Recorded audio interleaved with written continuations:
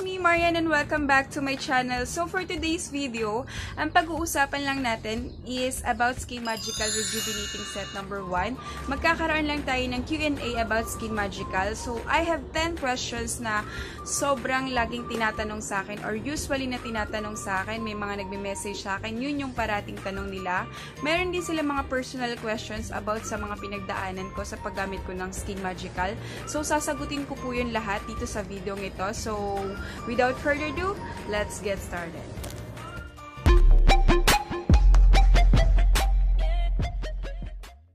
So, let's start guys. Bali, nag-note na lang ako nung 10 questions na usually na tinatanong sa akin ng mga nagme-message sa akin. So, dito ko lang siya nilagay kasi hindi ko naman siya mababasa sa phone ko kasi ginagamit ko po siya ngayon. So, yung number 1 na tanong is, bali, mabilisan lang po na Q&A to ha. Kasi para ano ba, para malaman nyo lang yung sagot dun sa mga nagtatanong sa akin. So, yung unang tanong is, natural ba yung parang nangingitim ka kapag gumagamit ka ng Skin Magical? Anyway, nung first month na ginagamit ko yung Skin Magical, yung feeling ko is parang nangingitim din yung mukha ko. Masyado akong nakikurious. Pero guys, hindi siya nangingitim. Parang sobra lang talaga yung pamumula niya sa mukha natin and feeling natin nangingitim na yung mukha natin. So, kung i-observe mong mabuti, kung titignan mong mabuti yung mukha mo, hindi siya actually na pangingitim eh. Para siyang namumula. And then, habang tumatagal kasi siya, alam mo yon yung parang yung pamumula niya, para siyang nasusunog, pero hindi as in nasusunog talaga. Yung nasusunog na parang papalitan niya ng panibagong balat yung skin mo. So, pamumula effect lang yun. Sobrang pamumula lang siya. And feeling mo lang, minsan nangingitim siya. Base lang yun sa experience ko. Base lang yun sa opinion ko. So, yun kasi, naranasan ko siya nung mga first month ko palang ginagamit yung product. Number 2 is, natural ba na magka-bootleg, magka-pimples kapag gumagamit ka ng Skin Magical? Yes, guys, normal na magkaroon tayo ng mga bootleg, pimples sa first month, second month. Kasi guys, kasama yun sa treatment ng product. Kasama yun sa magiging adjustment ng skin mo. Kasi, promise guys, swear, pinagdaanan ko yun. Nagkaroon ng butlig-butlig yung mukha ko. Nagkaroon siya ng pimples. Yung feeling mong patuyo na yung pimples mo, pero para siyang babalik, tutubo ulit. Kasi parang nag-a-adjust kasi yung skin natin. So guys, huwag tayong masyadong mabahala. It's normal lang naman. Pero after 2 months, 3 months, pinagpatuloy mo yung product, makikita mo talaga yung results. Kung hiyang ka talaga dun sa product, makikita mo talaga yung results niya na maganda talaga siya. And sa umpisa lang talaga yung pagbubutlig and pagpipimples niya. Number 3 is, pwede ba siya sa mga preggy, sa mga breastfeeding? Guys, hindi po siya pwede sa mga buntes, preggy, sa mga nagpapadede, sa mga breastfeeding. Hindi siya pwede guys, kasi lahat naman ng products, di ba guys, masyado kasing maselan yung pagbubuntis, di ba? Bawal talaga yung mga ganong products, lalo na pag matapang yung products. Eh sa toner pa lang kasi, feeling ko hindi na siya pwede kasi medyo may pagkamatapang kasi yung toner ng Skin Magical. But I think talaga, sa opinion ko talaga, hindi talaga siya pwede. And based na rin sa mga nabasa ko, nakita kong review ng Skin Magical, hindi talaga siya pwede sa mga buntis and mga nagpapadede or breastfeeding mom, hindi siya pwede. Number 4 is, ilang araw bago magbalat or ilang araw bago mag-effect sa'yo yung products or yung Skin Magical. So, sa akin kasi, nung nag-start ako gamitin yung Skin Magical, after 2 days na ginagamit ko pa lang yung product, sobrang nang nagbalat yung mukha ko. So, guys, sa akin yun. Depende kasi yun, guys, sa skin type natin. Meron kasing madaling magbalat na skin kapag naglalagay ng toner, and meron naman after 1 week, 2 weeks, bago nila makita yung pamamalat ng mukha nila. So, iba-iba tayo, guys. Wag natin ikukumpara yung pagbabalat ng face natin sa mga napapanood lang natin na review, or sa akin, halimbawa, ikukumpara nyo, halimbawa, 2 days pa lang nagbalat na ako, ikukumpara nyo sa akin. Guys, iba-iba tayo ng skin type, iba-iba yung reaction ng product sa atin. So, depende yun guys kung gaano katagal na mag-e-effect sa inyo and kung gaano katagal siya bago magbalat. Kumbaga, kasi sa akin nag-effect yung product after 1 month, pero yung pagbabalat 2 days nagbalat na ako. Kumbaga, yung nakita ko yung effect niya sa akin after 1 month na nakita ko na yung result niya, na parang alam mo yun, nag-glow ako, nakikita ko na may improvement sa mukha ko kasi alam mo yun, nagda-dry talaga yung mga pimples ko. So, iba-iba tayo guys ha, take note doon na iba-iba tayo ng skin, so iba-iba yung magiging reaction ng product sa skin natin. Number 5 na questions is, bakit kulay brown yung rejuvenating cream niya dun sa nabili kong set? So guys, ito yung sinabi ko dun sa, ewan ko kung anong review ko sinabi to. Sinabi ko doon na dalawang klase yung packaging ng rejuvenating or ng Skin Magical Rejuvenating Set number 1. So, iba-iba yung packaging niya. Dalawa kasi yung packaging niya. Yung una kasi yun yung luma nila and then yung pangalawa yun yung bago nila. So, gagawin ko na lang example itong dalawa. Yan. Ito is smoothing sunblock siya. Smoothing sunblock siya. So, ito is smoothing sunblock. So, kung mapapansin nyo, itong isa is gel. Gel yan nakalagay. So, hindi siya makita, hindi siya mag-focus. Itong isa naman is cream siya. So, kung mapapansin nyo, bakit magkaiba siya? Iba to ng packaging, guys. Ito sa pang-apat ko na packaging, yung nakuha ko is cream. Ito naman sa pang-lima ko na packaging, hindi ko pa siya nabubuksan. Ito pala yun, hindi ko pa siya nabubuksan.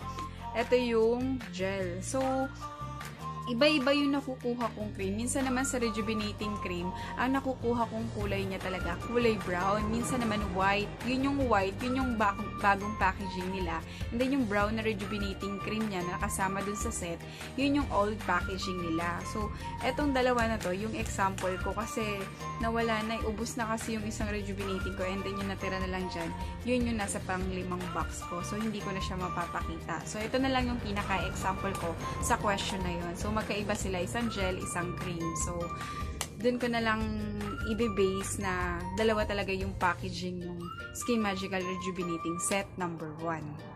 So, pahabol lang tayo, guys, dun sa question number 5. So, wag po tayong masyado mag-worry. Normal lang naman yun since dalawa yung packaging ng Skin Magical. Okay lang naman na makuha natin na brown yung rejuvenating cream niya or okay din na maging white. So, iba-iba siya kasi dalawa nga po yung packaging niya. So, yun lang, guys, yung i-advise ko dun sa nagtanong na kung bakit brown yung nakuha niya, meron naman white yung nakuha niya. So, iba-iba po talaga. So, number 6 na questions is, hindi ba siya grabe mag-peel or magbalat? Guys, yung question na to is para lang din siya sa number 4. Nakadepende din siya sa skin type natin, guys. Kasi, nung first month na ginagamit ko to, di ba pang 2 days pa lang, nagbalat na yung face ko. Sobra yung pamamalat ng face ko. 1 to 2 weeks yun. Dire-diretso yung pagpipil ng mukha ko. Pero, as in, marami siya. Siguro nag-stop lang na naging konti yung pagpipil sa mukha ko. Pang 3 weeks na hanggang sa 1 month.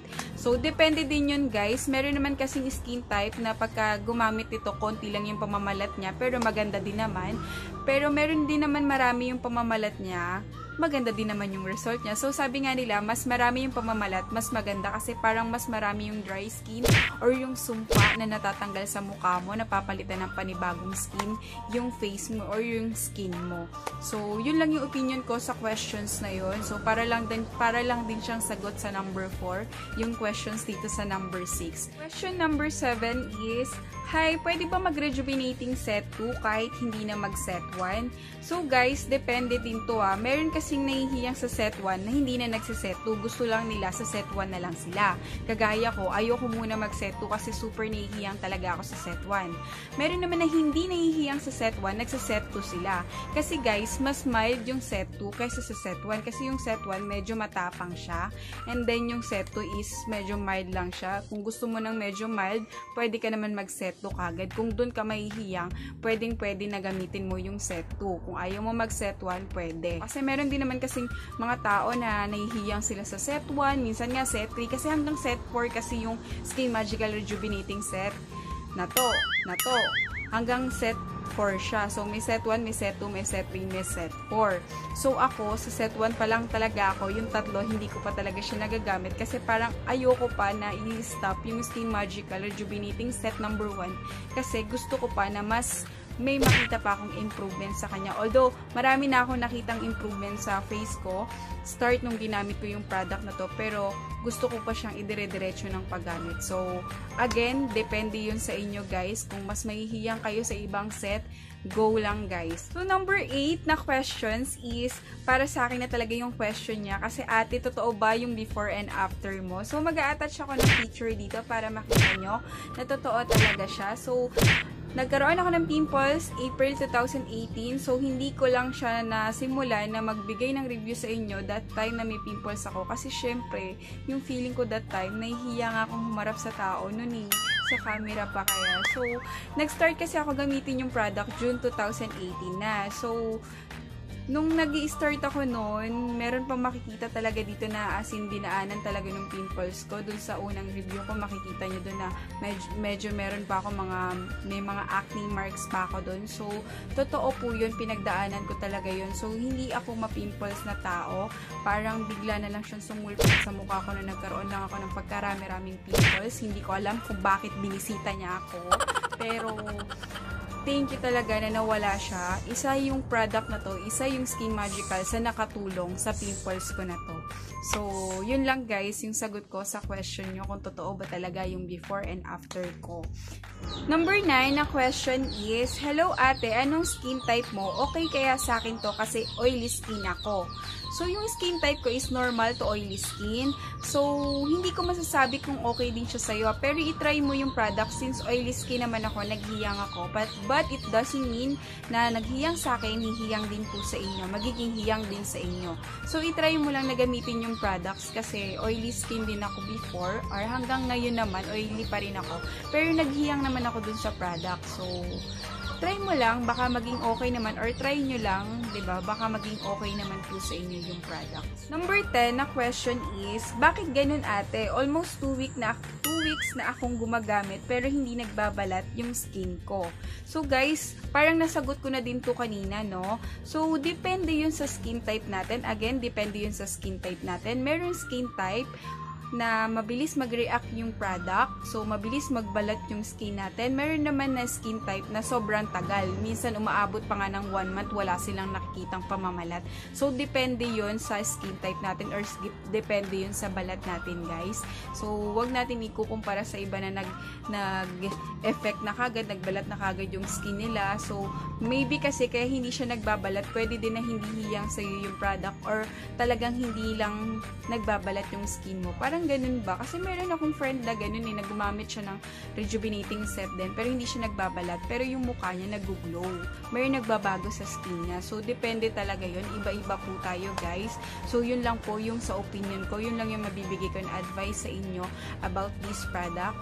Yun lang yung mabibigay kong sagot sa tanong nyo na yun. So, guys, dun sa 10 question or 10 questions na sinagot ko, nag-base lang ako sa mga comments, sa mga nag-message sa akin. Usually kasi, pare-pareho lang po sila ng questions. So, I hope na nakatulong po sa inyo yung sinagot ko, yung naging advice ko, yung naging tips ko. Sana nakatulong po yun sa inyo. And that's it for today's video, guys. Thank you for watching. I hope na nakatulong ako sa inyo and I hope na nasagot ko yung mga questions nyo.